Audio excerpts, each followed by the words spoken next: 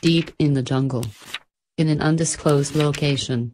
Dread Comics is proud to present the 1943 movie serial, The Phantom. The Phantom is an American adventure comic strip, first published by Lee Falk in February 1936. The main character, the Phantom, is a fictional costumed crime fighter who operates from the fictional African country of Bangala. The character has been adapted for television, film and video games.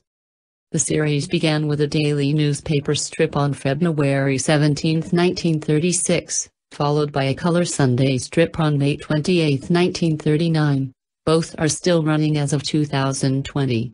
In 1966, King Features stated that The Phantom was being published in 583 newspapers worldwide. At its peak, the strip was read by over 100 million people daily. Falk worked on The Phantom until his death in 1999. Since his death, the comic strip has been written by Tony DePaul. Since 2016, it has been drawn by Mike Manley, Monday to Saturday, and, since 2017, Jeff Weigel, Sunday. Previous artists on the newspaper strip include Ray Moore, Wilson McCoy, Bill Ligmant, Cy Berry, George Allison, Keith Williams, Fred Fredericks, Graham Nolan, Eduardo Barreto, Paul Ryan, and Terry Beatty. In the strip, the Phantom was 21st in a line of crime fighters which began in 1536, when the father of British sailor Christopher Walker was killed during a pirate attack. Swearing an oath on the skull of his father's murderer to fight evil, Christopher began a legacy of the Phantom which would pass from father to son. Nicknames for the Phantom include the Ghost Who Walks, Guardian of the Eastern Dark and the Man Who Cannot Die. Unlike many other superheroes, the Phantom has no superpowers. He totally relies on his strength, intelligence and the myth of his immortality to take action against the forces of evil. The 21st Phantom is married to Diana Palmer. They met while he studied in the United States and they had 2 children, Kit and Hello Eyes. He has a trained wolf named Devil and a horse named Hero, and like the 20 previous Phantoms he lives in the ancient Skull Cave. The Phantom was the first fictional hero to wear the skin-tight costume which has become a hallmark of comic book superheroes, and was the first shown in a mask with no visible pupils, another superhero standard. Comics historian Peter Coogan has described the Phantom as a transitional figure, since the Phantom has some of the characteristics of pulp magazine heroes such as the Shadow and the Spider and earlier jungle heroes such as Tarzan, as well as anticipating the features of comic book heroes such as Superman, Batman, and Captain America. After the success of Mandrake the Magician, King Features Syndicate tasked Falk to develop a new feature. His first effort was to write and draw a strip about King Arthur and his knights. When King Features rejected the strip, Falk developed the Phantom, a mysterious, costumed crime fighter. He planned the first few months of the story, and drew the first 2 weeks as a sample.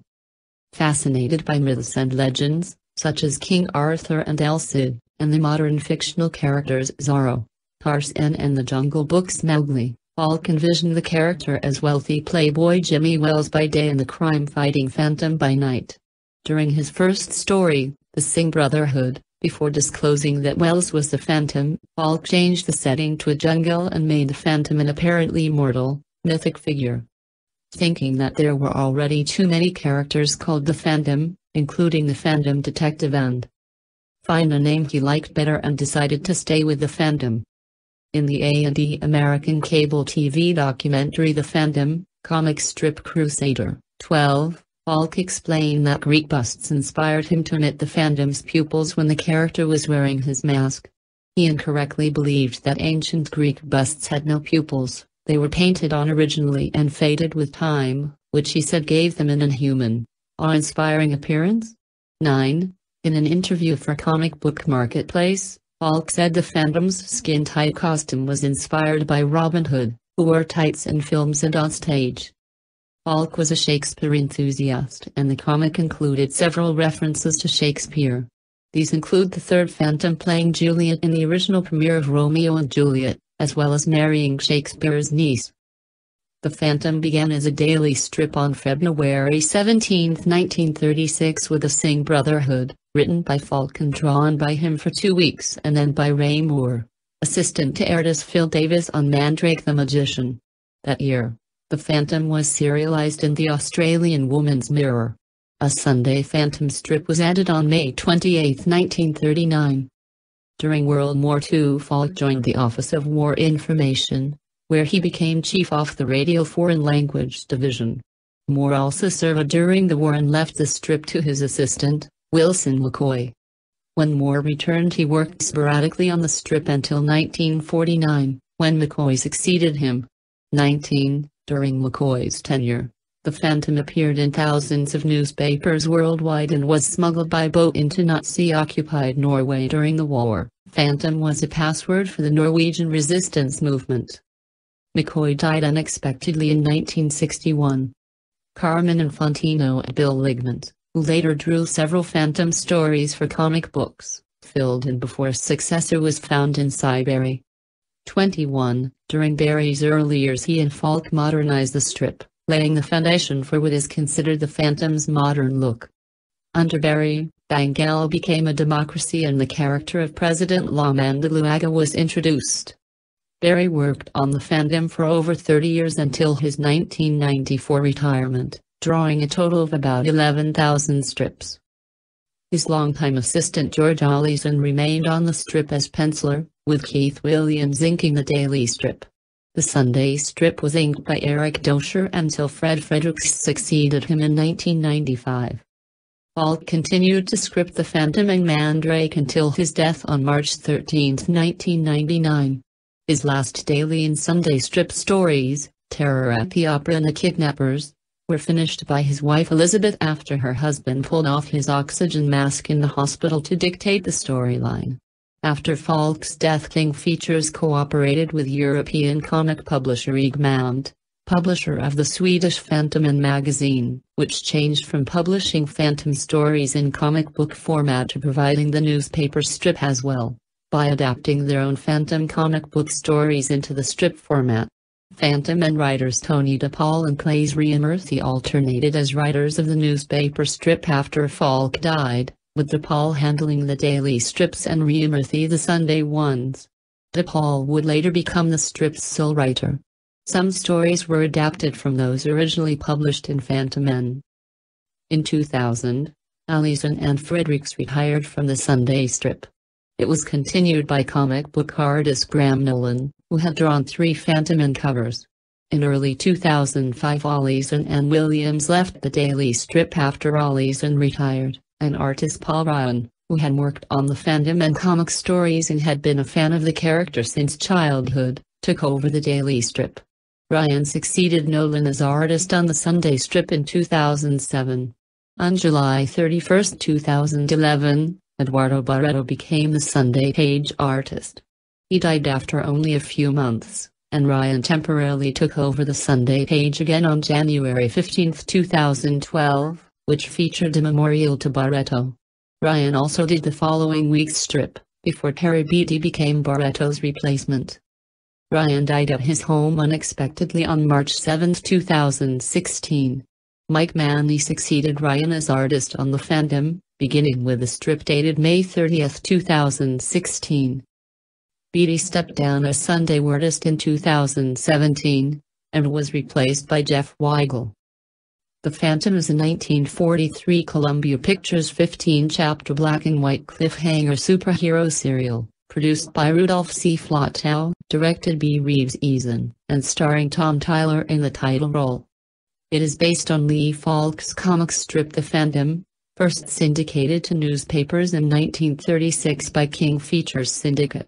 The serial also features Jeanne Bates as the Phantom's girlfriend Diana Palmer, and Ace the Wonder Dog as the Phantom's trusty German Shepherd Devil, who is a wolf in the original comic strip.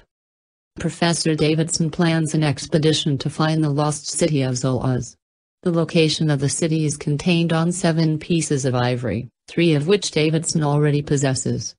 Dr. Bremmer, however, intends to find the lost city and use it as a secret airbase for his unnamed country. To remove him as an obstacle, He kills the Phantom, only for his recently returned son, Geoffrey Prescott, to inherit the family identity and take over the mantle of the Phantom. 3 of the remaining ivory pieces are owned by Singapore Smith, who initially steals Davidson's pieces. The 7th, and most important, piece is missing at first but turns up in the possession of Tartar, which the Phantom acquires by wrestling Tartar's pet gorilla. The Phantom starred Tom Tyler as both Geoffrey Prescott and the Phantom. Jeanne Bates would play Diana Palmer. Like most serials, the Phantom had a low budget. Most of the serial was filmed in the Hollywood Hills, which doubled as the African jungle.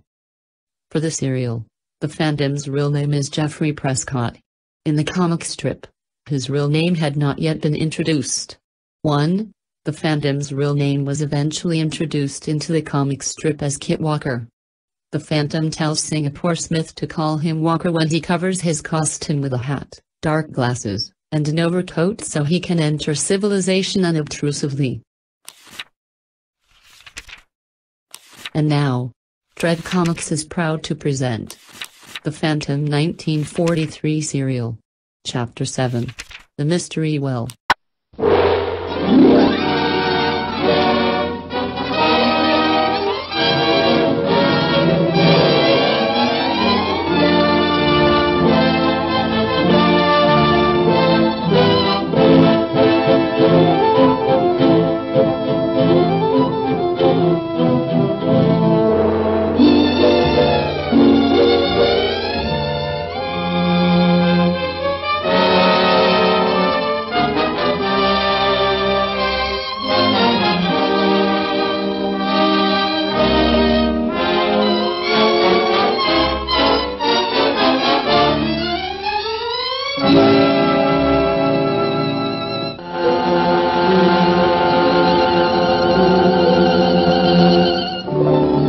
Dr. Bremmer plans to dispose of Rusty and the Phantom.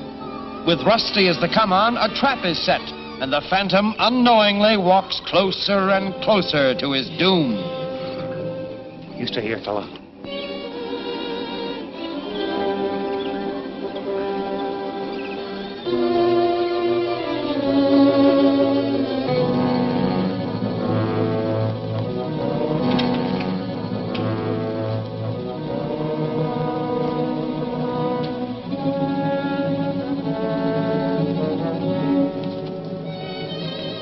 Rusty!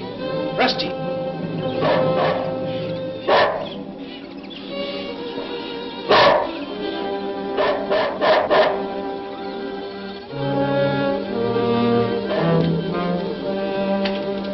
Here, fella! Here, fella! Rusty!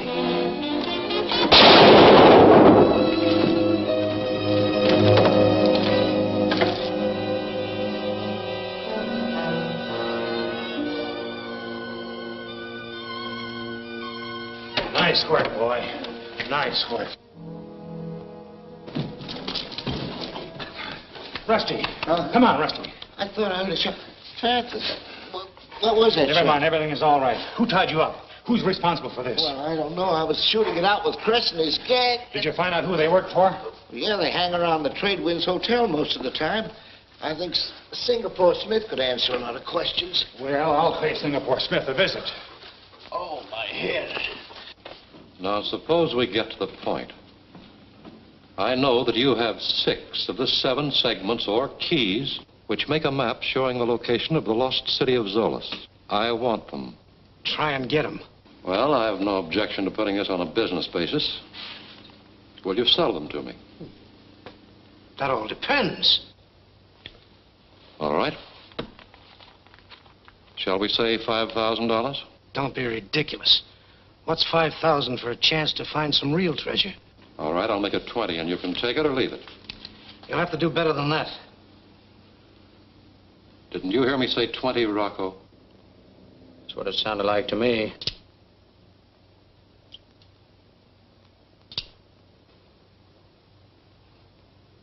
Okay. Give me the money. Now, I'll take the keys. I haven't got them here. What do you mean you haven't got them here? You don't think I'm silly enough to keep them around where guys like you can get them without a payoff? Well, where did you put them? You know that little house I own out at the end of town? Of course. Well, they're hid under the fourth stepping stone leading to the back porch. You wouldn't lie to me, would you, Smith? Why should I? You've paid me more than enough to make it worth my while to tell the truth.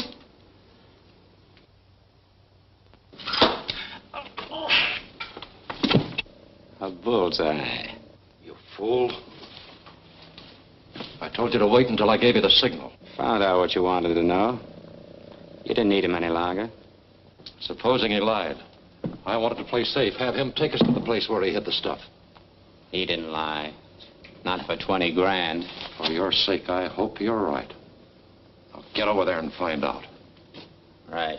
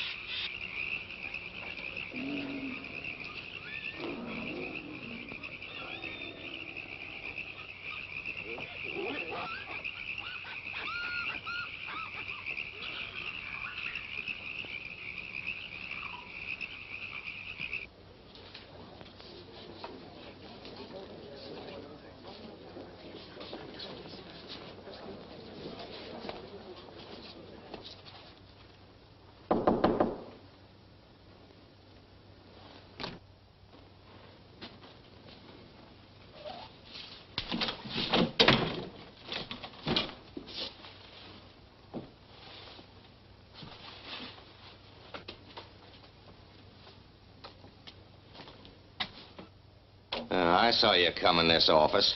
So you got him after all, huh? I might as well find out who you are. Take off those glasses. Well, I'll take them off myself. Now, you listen to me. I didn't attack Smith. Well, I suppose he'll back you up. I'm sure he will as soon as he regains consciousness. Well, since you're so anxious to clear yourself, I better go fetch the doc so I can bring Smith out of his stupor. Do I look foolish enough to let you go so you can bring the police? Ring for the houseboy.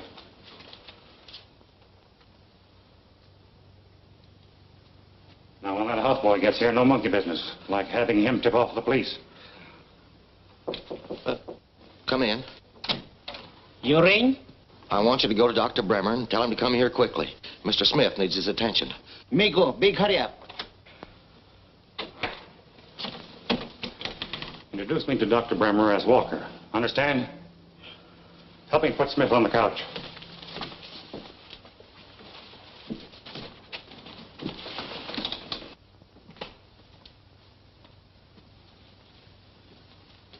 Don't tell me. I know they weren't there.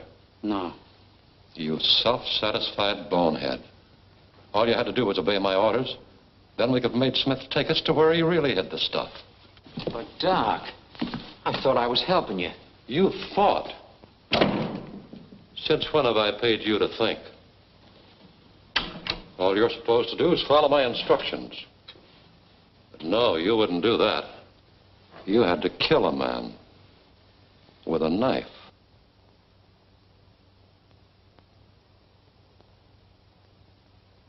Now, Doc. Don't, Doc. No, Doc. No. Don't, Doc. Please, no.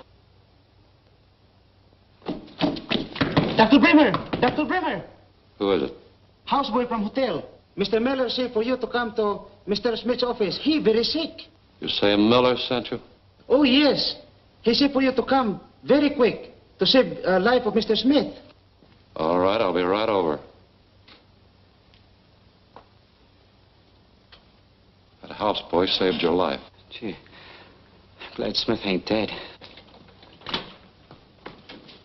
Now, maybe you can get him to tell the truth about those keys. Maybe. Hey, wait a minute. You might be walking into a trap. I'm way ahead of you. Singapore Smith is plenty tricky. I know that. Take a couple of boys and go to the hotel. If I'm not out of Smith's office in 20 minutes, knock on the door. Okay. From now on, what you say goes.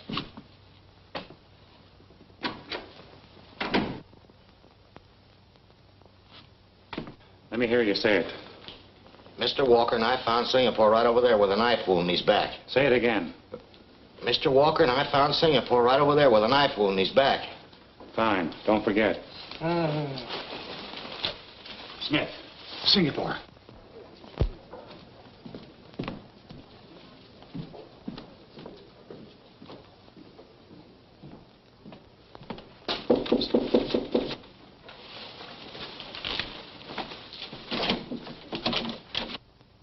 Dr. Bremmer, this is Mr. Walker.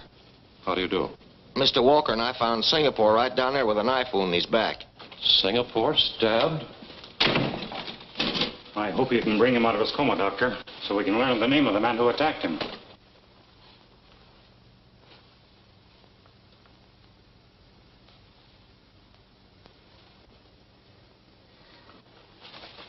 His condition's very serious. You men better wait outside. Maybe you're right, Doctor, but I can't afford to miss anything Smith may say when it comes to. No time to argue now. I'll do what I can. Under the circumstances, it'll be a miracle if he ever speaks again.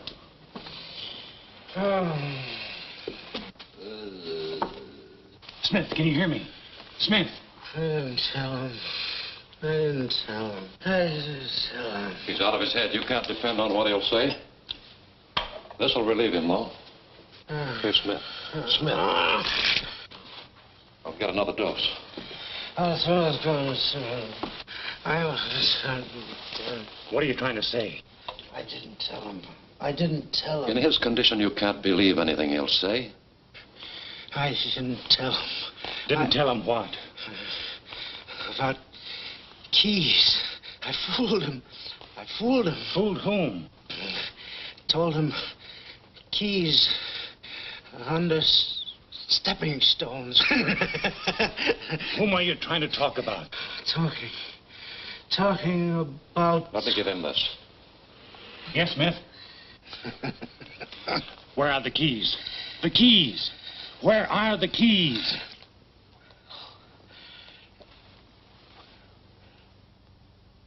And... back of... Yes, back of what? Back of... warehouse. Smith. Smith! Singapore!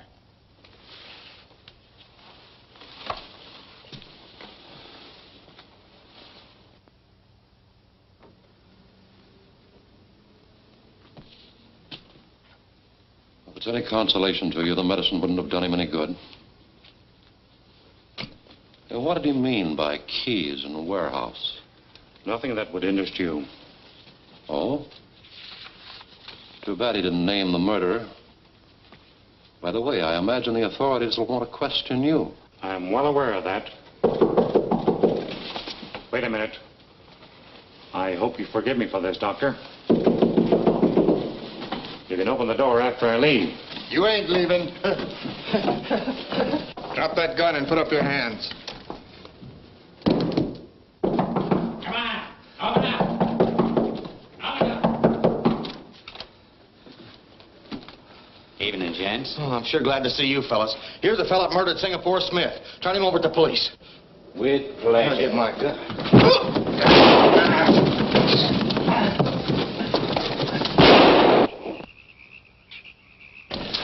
Wait a minute. Why waste your time chasing him?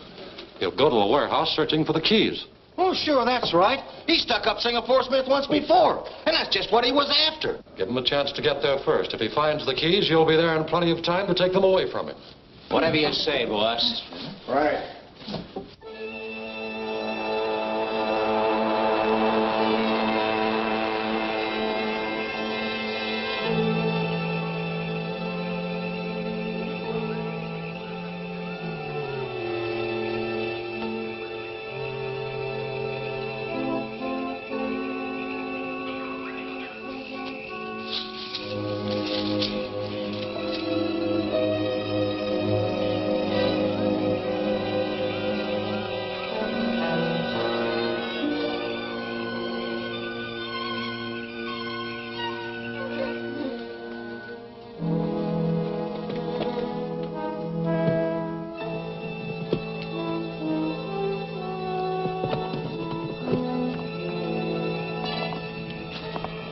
You stay out here while Braddock and me search inside.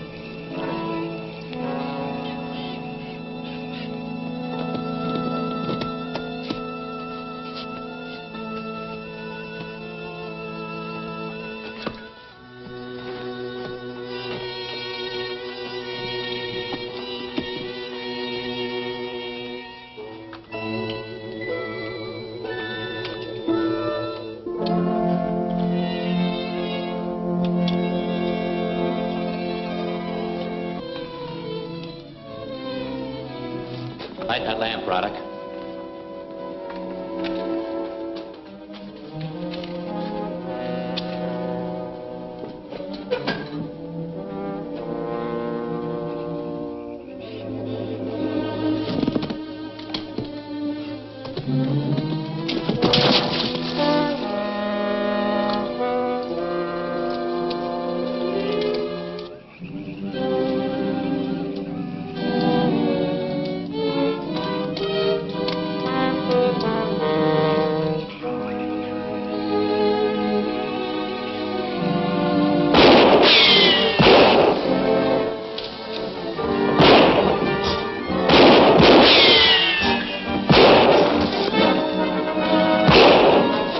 Phantom. I got him cornered in that old well. You two keep your guns on him from here, and I'll slip around through the brush. Right.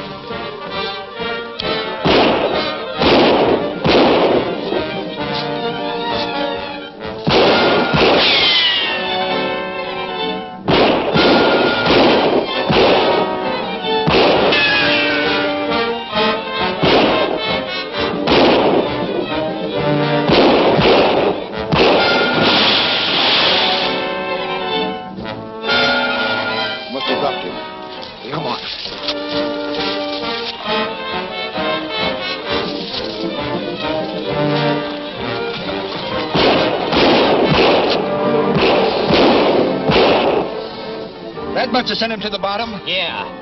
And I'm going to make sure he stays there. Come on, give me a hand with it.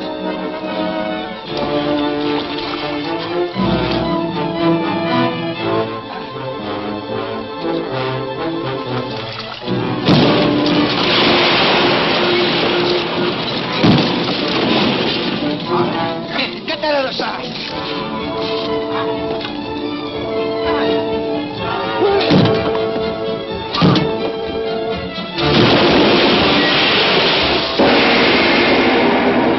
Diana going to be the ruthless Bremmer's next victim?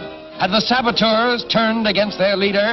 Learn the answer in Quest of the Keys, the next dynamic episode of The Phantom, at this theater next week.